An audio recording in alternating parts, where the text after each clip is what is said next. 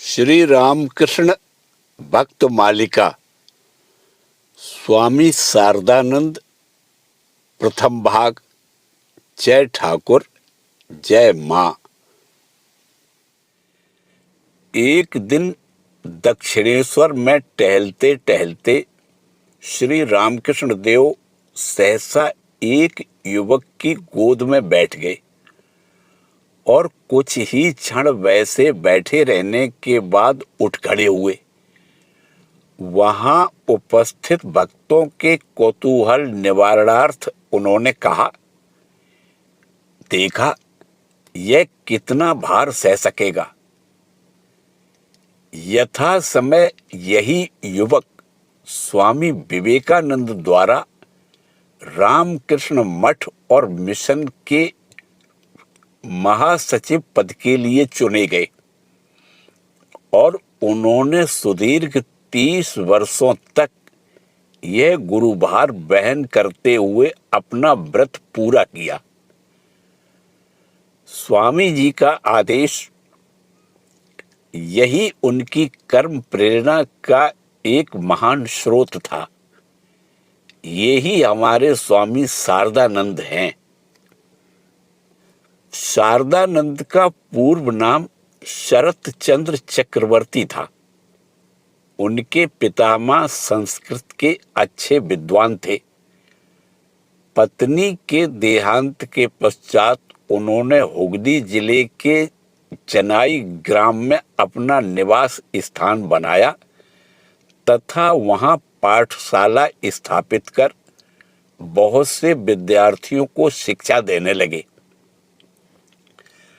परंतु शरत के पिता श्रीयुत गिरीश चंद्र चक्रवर्ती गांव छोड़कर कलकत्ता चले आए और एक दवा की दुकान में साझेदार के रूप में काम करने लगे।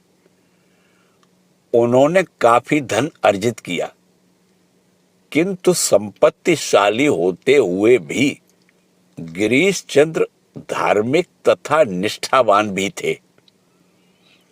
कामकाज में बहुत समय व्यतीत होने पर भी उनके पूजा पाठ, ध्यान, वंदन तथा जप ध्यान में कभी अनियमितता नहीं आती थी।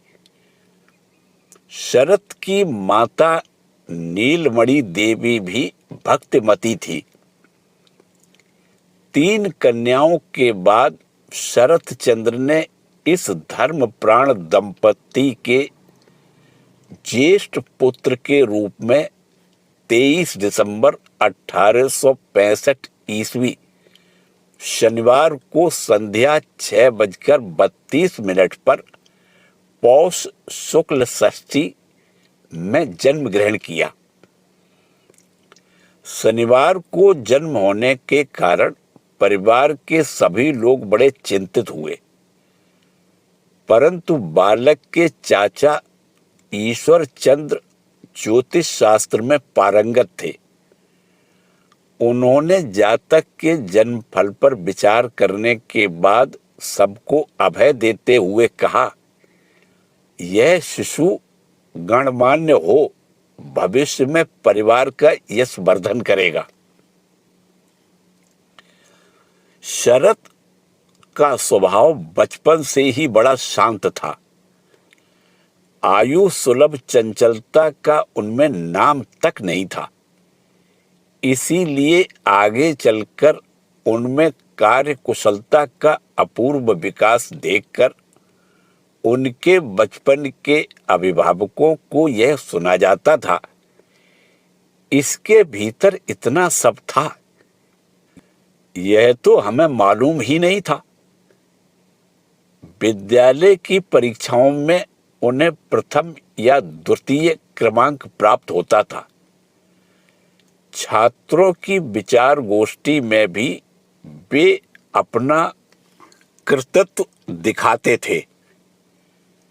फिर व्यायाम आदि की सहायता से उन्होंने अपने शरीर को भी सुगठित कर लिया था। शांत स्वभाव तथा धर्म प्राणता ने मिलकर उनके बाल्य जीवन को बड़ा ही मधुर बना दिया था। माँ जब गृह देवता की पूजा में मग्न रहती तो बालक शरत पास बैठा ध्यान से सब कुछ देखता रहता और यथा समय अपने मित्रों के समक्ष खेल खेल में उसे दोहराता। इसके अतिरिक्त वह विभिन्न देवी देवताओं के स्तोत्र आदि अनायास ही मुखाग्र सुना करता था। पूजा पाठ में पुत्र की अभिरुचि देखकर स्नेहमयी जननी ने उसके लिए पूजा के सारे उपकरण जुटा दिए, जिन्हें पाकर वह खेलना भूलकर देव आराधना में लग गया। 13 वर्ष की आयु में उपनयन होने के पश्चात उन्हें गृह देवता की अर्चना का अधिकार प्राप्त हुआ। तब से वे नियमित रूप से अत्यंत लगन के साथ विधि पूर्वक पूजा पाठ एवं जप ध्यान करने लगे। इसी आयु में शरत के प्राण दीन दुखियों के लिए रोया करते थे और वे पाठशाला के जलपान का पैसा बचाकर गरीब सहपाठियों की सहायता किया करते थे। उनके पास कोई विशेष अधिक पैसे तो रहते नहीं थे।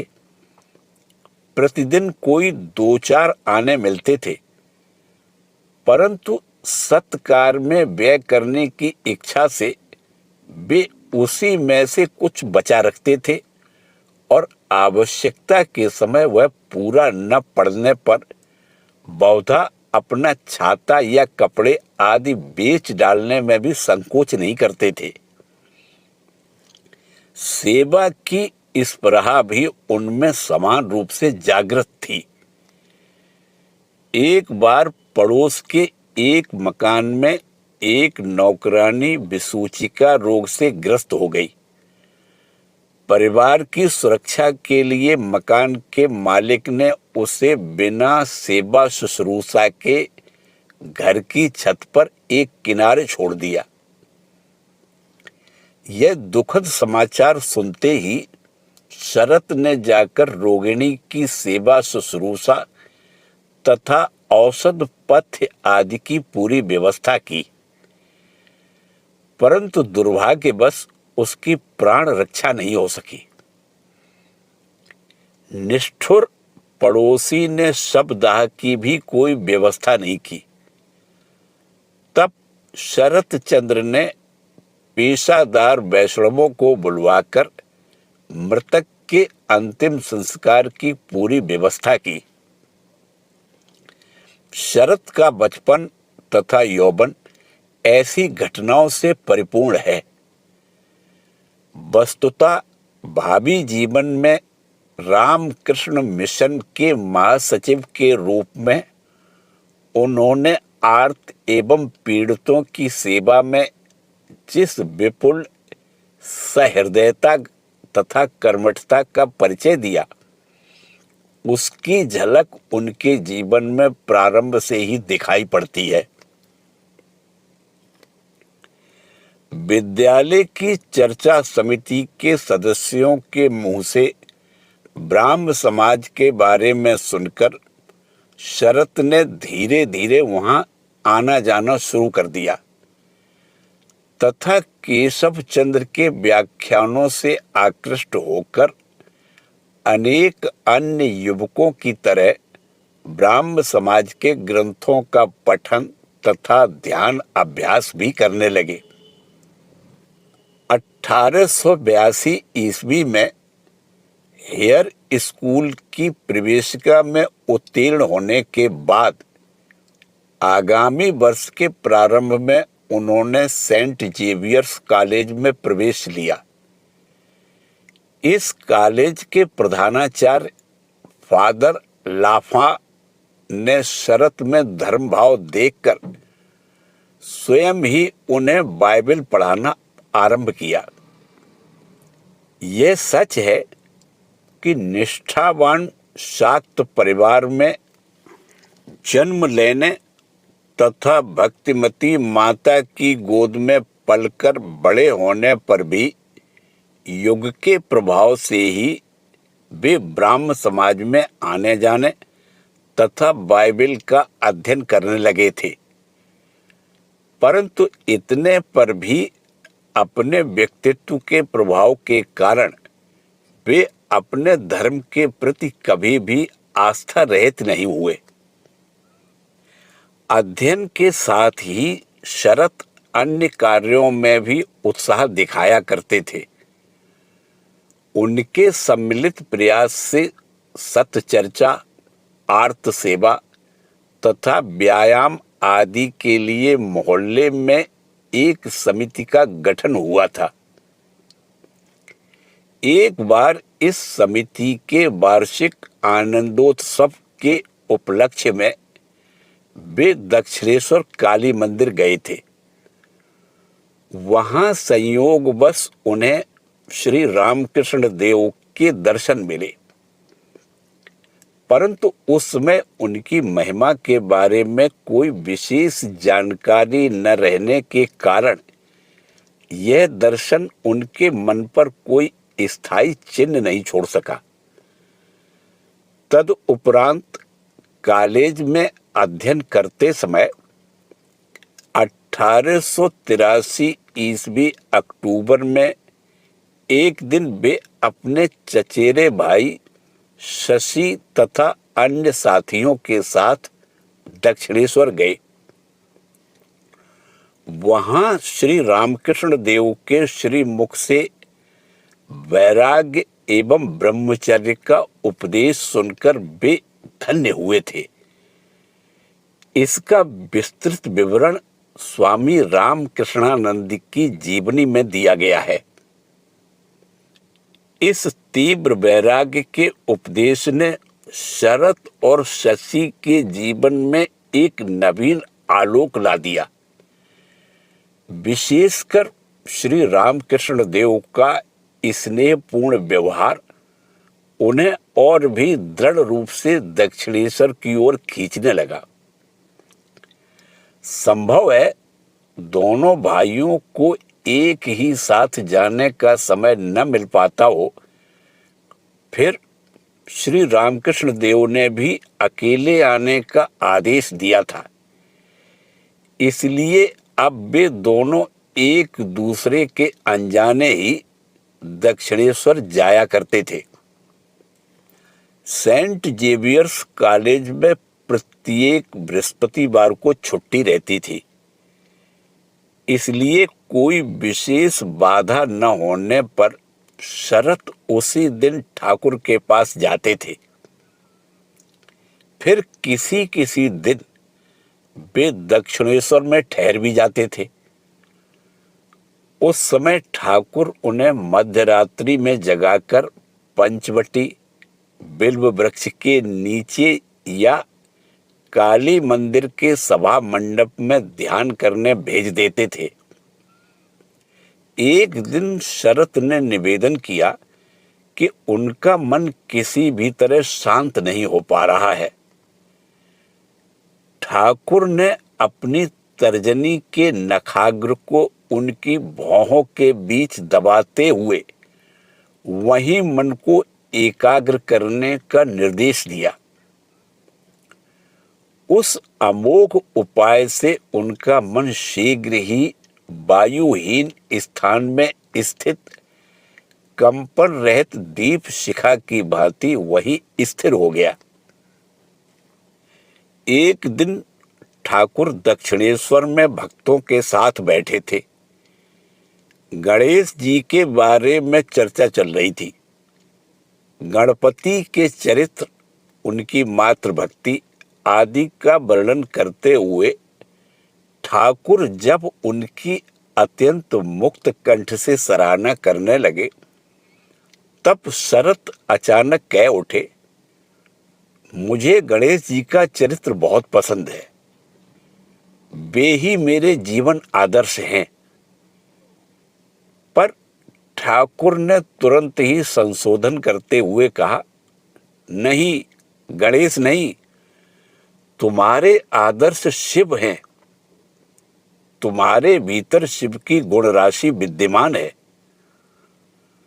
उन्होंने और भी कहा, तुम सदैव स्वयं को शिव और मुझे शक्ति मानना। हम जैसे साधारण बुद्धि मानवों के लिए इन रहस्यों को समझ पाना असंभव ही है। तथापि आगे चलकर हम देखेंगे कि अपने सुदीर्घ कर्म जीवन में शरत ने जिस प्रकार की अद्भुत तितिक्षा और सहिष्णुता का परिचय दिया है, वह नीलकंठ शिव के लिए ही संभव है। विषपान करके भी प्रसन्न मुख हो आशीर्वाद प्रदान, अपनी सुख सुविधा को तिलांजलि देकर भी दूसरों की सेवा में आत्मनियोग, यह केवल आशुतोष के लिए ही संभव है। शरत की सारी शक्तियों के स्रोत श्री रामकृष्ण देव और श्री माता जी थे तथा वे स्वयं उनकी शक्ति की अभिव्यक्ति के एक यंत्र मात्र थे। एक अन्य दिन की घटना के प्रसंग में शरत चंद्र ने आगे चलकर कहा था, कल्पतरु होने के समय के अतिरिक्त भी ठाकुर ने अनेक बार अनेक लोगों की मनोकामना पूर्ण की थी। ऐसे ही एक दिन मुझे निकट खड़ा देखकर ठाकुर बोले, क्यों रे, तूने कुछ नहीं मांगा? मैंने कहा, और क्या मांगू? इतना ही कर दीजिए कि जिससे मैं सर्वभूतों में ब्रह्म दर्शन कर सकूं। उत्तर में ठाकुर ने कहा, अरे वह तो अंतिम बात है रे। मैंने कहा, सो मैं नहीं जानता महाराज। तब ठाकुर बोले, ठीक है, तेरा होगा। इस घटना का वर्णन करने के बाद शरत चंद्र ने यह भी कहा कि उन्होंने जो कुछ कहा था, उनकी कृपा से अब उसका भली भांति अनुभव कर रहा हूं। श्री रामकृष्ण देव से परिचय होने के साथ ही उनके श्रीमुख से नरेंद्र नाथ की प्रशंसा सुनकर शरत उनसे मिलने गए। वैसे ठाकुर के पास आने के पूर्व ही नरेंद्र नाथ से उनकी भेंट हुई थी, परंतु उस समय एक भ्रांत धारणा के कारण वे उनसे परिचय अथवा बातचीत करने आगे नहीं बढ़े। उन दिनों शरत चंद्र को खबर मिली थी कि उनका एक बाल्य मित्र स्वभाव से उच्छृंखल हो गया है। एक दिन वे स्वयं ही वस्तु स्थिति का पता लगाने मित्र के घर गए। वहां बैठकर वे मित्र के आने की प्रतीक्षा कर ही रहे थे कि उसी समय एक युवक अत्यंत परिचित की तरह उस कमरे में आया और अपने मन की मौज में एक हिंदी गाना गुनगुनाने लगा। शरत को उस युवक का व्यवहार पसंद नहीं आया। इतने में मित्र आ गए, पर वे शरत की ओर विशेष ध्यान न देते हुए उस युवक के साथ बातचीत करने में तन्मय हो गए। अब तो शरत और भी नाराज हुए, फिर भी सौजन्य के नाते वे वहीं बैठे रहे, उनकी चर्चा सुनते रहे।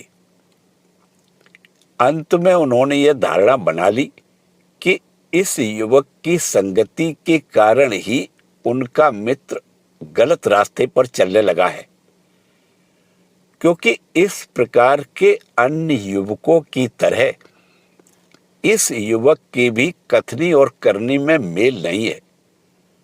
मुख से अत्युच्च भाव व्यक्त करने पर भी उसका आचरण निश्चय ही इसके विपरीत है। कुछ महीने बाद ठाकुर के मुख से नरेंद्र नाथ की प्रशंसा सुनकर शरत जब उनके घर गए तो विस्मय से अवाक हो देखा, यह तो वही युवक है। इस निराधार भ्रांति के दूर हो जाने के बाद नरेंद्र नाथ शरत के परम प्रिय सखा हो गए और उनके बीच मित्रता स्थापित करने के लिए प्रयत्नशील श्री रामकृष्ण देव ने अपना प्रयास सफल होता देखकर हंसते हुए कहा, गृहिणी जानती है कौन सी हंडी पर कौन सा ढक्कन ठीक लगता है। शरत और नरेंद्र के बीच प्रीति के अनेक उदाहरण मिलते हैं। एक दिन शरत चंद्र नरेंद्र नाथ के घर गए और उनसे भजन गाने को कहा। नरेंद्र नाथ तुरंत सहमत हो गए और तानपुरे का सुर मिलाते हुए कहा, तू तबला संभाल। शरत ने बताया कि वे इस विद्या से अनभिज्ञ हैं। बहुत ही आसान है कहकर नरेंद्र नाथ ने मुंह से बोलते हुए हाथ से बजाकर उन्हें कई ठेके सिखा दिए। इसके बाद गाने बजाने का दौर चलने लगा। केवल संगीत के निमित्त ही उनका मिलन होता हो सो बात नहीं, कई बार तो उच्च विषयों पर चर्चा करते हुए वे इतने तन्मय हो जाते कि उन्हें स्थान काल का ज्ञान भी नहीं रह जाता था। एक बार इसी प्रकार के एक विषय पर चर्चा करते करते दोनों मित्रों ने एक दूसरे को घर पहुंचा आने के लिए कई बार दोनों घरों के बीच का फासला तय किया। नरेंद्र ने जब अपने घर पहुंचने पर देखा कि चर्चा पूरी नहीं हुई है तो वे फिर शरत के साथ उनके घर की ओर चल दिए। फिर इसी प्रकार शरत भी अपने घर से नरेंद्र को साथ लेकर उनके घर की ओर चले। इस प्रकार लगातार कई बार आने जाने के पश्चात उस दिन का विषय पूरा हुआ था। और एक दिन की घटना भी इसी प्रकार आश्चर्यजनक है। 1884 ईस्वी के जाड़े का मौसम था। शशि और शरत दोपहर के पहले ही नरेंद्र नाथ के घर गए और वहां श्री रामकृष्ण देव के बारे में वार्तालाप करने में इतने तल्लीन हो गए कि संध्या हो आई। तब तीनों लोग हेदुआ तालाब के किनारे टहलने गए। वहां भी नरेंद्र नाथ का मनमोहक वार्तालाप चलता रहा। घड़ी ने टन टन कर 9 बजाए। अतः निरुपाय हो नरेंद्र नाथ उन लोगों को घर पहुंचाने चले। वहां पहुंचकर भी बातें समाप्त ही नहीं होती थी। इधर रात अधिकाधिक गहरी होती जा रही थी। अतः शरत ने नरेंद्र को जलपान करा देना उचित समझा। उनके अनुरोध पर नरेंद्र घर के भीतर गए, परंतु प्रवेश करते ही अचानक ठहरकर बोले, अरे यह मकान तो मैंने पहले भी देखा है। इसमें किधर से होकर किधर जाया जाता है, किधर कौन सा कमरा है आदि सब कुछ मेरा जाना हुआ है। कितने अचरज की बात है। जलपान के उपरांत नरेंद्र घर लौटे। शरत की दृष्टि में श्री रामकृष्ण देव पहले एक सिद्ध व्यक्ति या ईश्वरदर्शी महापुरुष प्रतीत हुए थे, परंतु नरेंद्र के साथ इस चर्चा के फलस्वरूप उन्होंने उन्हें अवतार के रूप में जाना। इतना ही नहीं, नरेंद्र ने ज्वलंत भाषा में अपनी व्यक्तिगत अनुभूतियों को व्यक्त करते हुए मानो उनके लिए शास्त्र वर्णित रहस्यों का द्वार खोल दिया। वे भक्ति से परिपूर्ण हो श्रद्धा से नतमस्तक हो गए। इसी के साथ श्री रामकृष्ण शिष्य स्वामी शारदानंद जी के जीवन वृतांत का प्रथम भाग समाप्त होता है। शेष भाग अगले वीडियो में। जय ठाकुर, जय मां।